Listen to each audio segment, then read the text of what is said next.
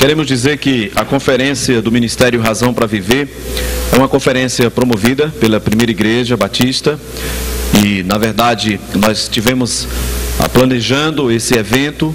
O ano passado nós tivemos conosco o pastor Josafá Vasconcelos, foi uma grande bênção. E o principal foco, na verdade, da nossa conferência é proporcionar aos irmãos das igrejas um tempo onde possamos ser edificados pela palavra de Deus, mas pensando também nos ministérios dos irmãos, pastores, missionários, líderes de toda a região do Cariri.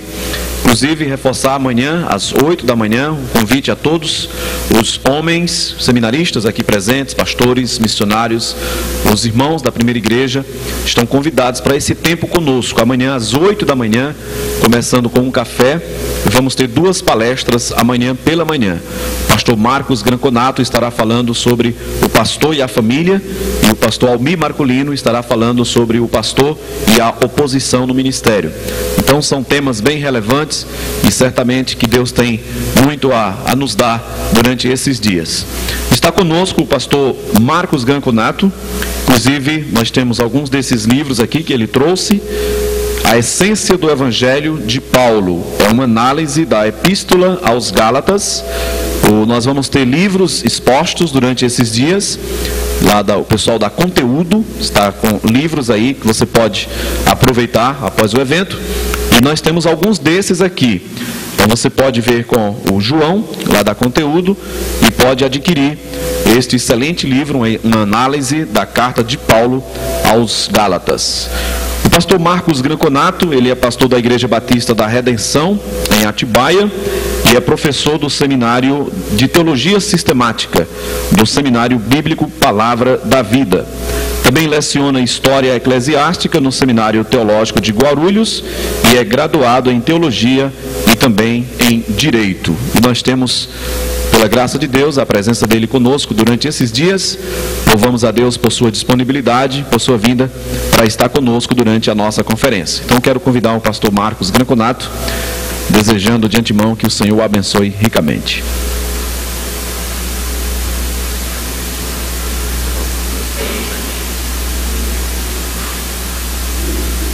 Boa noite, irmãos.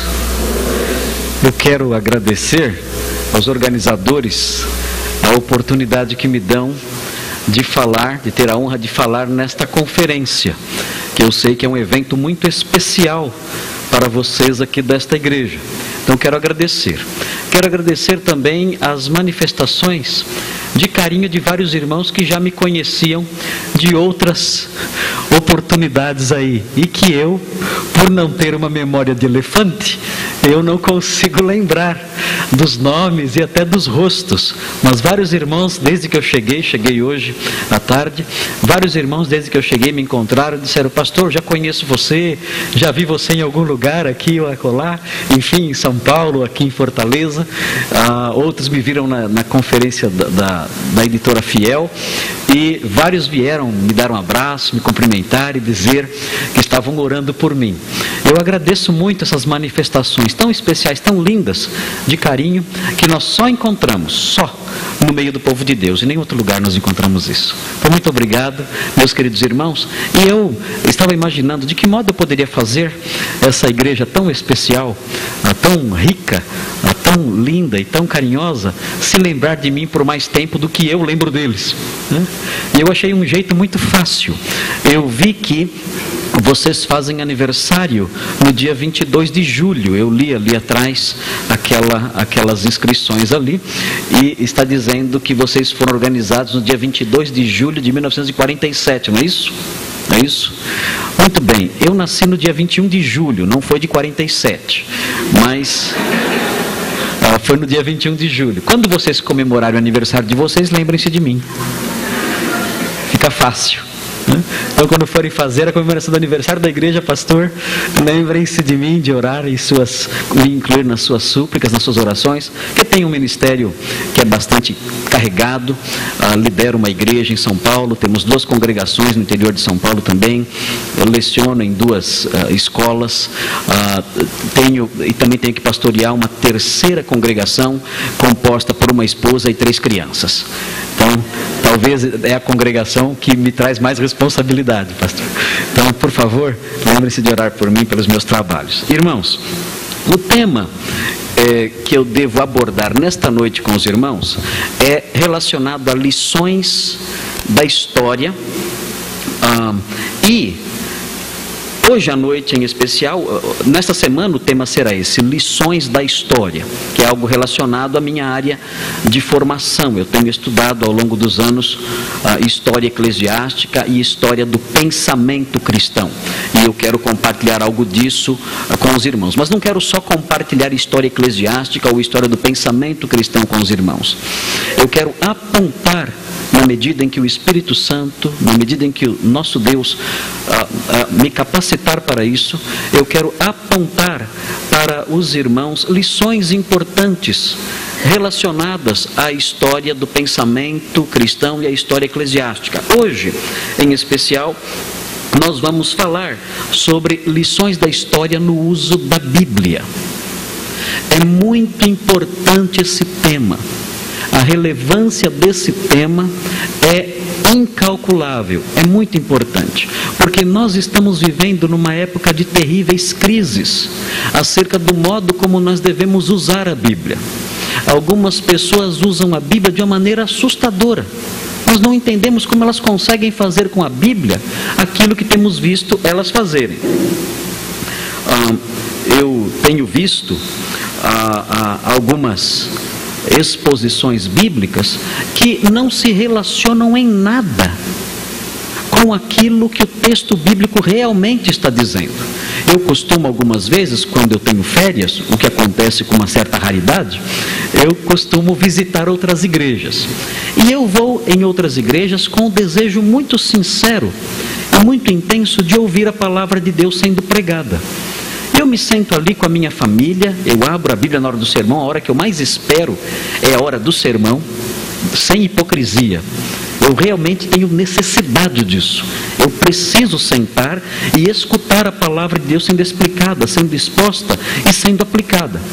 E muitas vezes, graças a Deus nem sempre, porque o Espírito Santo de Deus tem trabalhado, Deus tem usado o seu povo e os seus líderes, mas muitas vezes aconteceu já comigo, talvez deve ter acontecido com você também, em outras igrejas que você tem visitado. Muitas aconteceu de eu sentar e o pregador abrir a Bíblia, ler algum texto qualquer e dizer coisas que em nada se relacionam com aquilo que foi lido. Ele menciona uma série de ideias, ele fala de uma série de conceitos que nem sempre estão errados, mas sem partir do fundamento escriturístico para ensinar, para amparar aquelas ideias que ele acabou de ensinar. E nós acabamos saindo dali muitas vezes com lições repisadas, coisas que nós já conhecemos, coisas que nós já sabemos, e sem entender o que o texto bíblico que o expositor se propôs apresentar realmente quer dizer. Muito bem, em face disso, eu gostaria, em face desses problemas que nós encontramos, eu gostaria de compartilhar com vocês algumas questões ligadas à história eclesiástica no seu relacionamento com a Sagrada Escritura. Qualquer irmão aqui que começar a estudar história da Igreja Antiga e tentar buscar informações acerca do uso da Bíblia na Igreja Antiga, vai descobrir muito depressa, talvez logo na primeira leitura, vai descobrir que no passado existiram duas escolas de exposição da Bíblia, de interpretação da Bíblia. Interpretação da Bíblia, nós chamamos isso, na linguagem técnica, nós chamamos isso de hermenêutica. Dois modelos hermenêuticos na antiguidade. Uma escola muito conhecida de interpretação da Bíblia era chamada a escola de Alexandria. E essa escola, a escola de Alexandria, todos sabem, aqueles, especialmente os jovens que estudam aí geografia na escola, sabem que Alexandria ficava no Egito. E os irmãos devem se lembrar que a região norte do Egito, antes do advento do islamismo, era uma região fortemente marcada pelo cristianismo, todo o norte da África. Grandes teólogos, grandes homens de Deus viveram no norte da África. Hoje o norte da África pertence ao Islã. O Islã, a partir do século VII, começou a dominar uma vasta região que pertencia ao cristianismo e chegou até dominar a Espanha. Os irmãos devem saber disso, os irmãos que conhecem um pouquinho de história sabem. Os muçulmanos chegaram a dominar a Espanha, vindo ali pelo norte da África, chegaram até a Península Ibérica e dominaram toda a Península Ibérica, Espanha e Portugal, durante quase 800 anos. E só não invadiram a França porque eles perderam a batalha de Tours, por Carlos Martelo, liderada por Carlos Martelo. Eles não conseguiram invadir o restante da Europa. Mas o norte da África, no período da Igreja Antiga, que vai do segundo século I, a Igreja primitiva, mas do segundo século até o século VI, nós temos a Igreja Antiga. E nesse período da Igreja Antiga, é um período marcado por esses dois modelos de interpretação que eu vou passar agora a mencionar. O primeiro modelo era o modelo de Alexandria. Alexandria, uma cidade, um polo intelectual, um centro intelectual. Grandes homens de Deus estão ligados à cidade de Alexandria. Por exemplo, Clemente de Alexandria. Outros nomes estão ligados ao norte da África. Tertuliano, por exemplo. Tertuliano de Cartago, que morreu no ano 220. Ele viveu próximo também de Alexandria, em Cartago. O grande Agostinho de Hipona. Os meus alunos brincam comigo, falam que eu sou devoto de Santo Agostinho, porque eu cito muito Agostinho, leio tudo de Santo Agostinho, gosto muito desse personagem da Igreja Antiga, Agostinho de Hipona, que viveu Hipona, norte da África também, causou um grande impacto Agostinho durante o seu tempo contra os maniqueus, contra os donatistas, seitas que existiam no norte da África naqueles dias. E no norte da África floresceu então um modelo hermenêutico chamado modelo alegórico. E esse modelo, o modelo alegórico, na realidade não foram os cristãos que inventaram. Na realidade, existia nos dias de Jesus, nos dias do apóstolo Paulo, no primeiro século, existiu um judeu em Alexandria chamado Filô.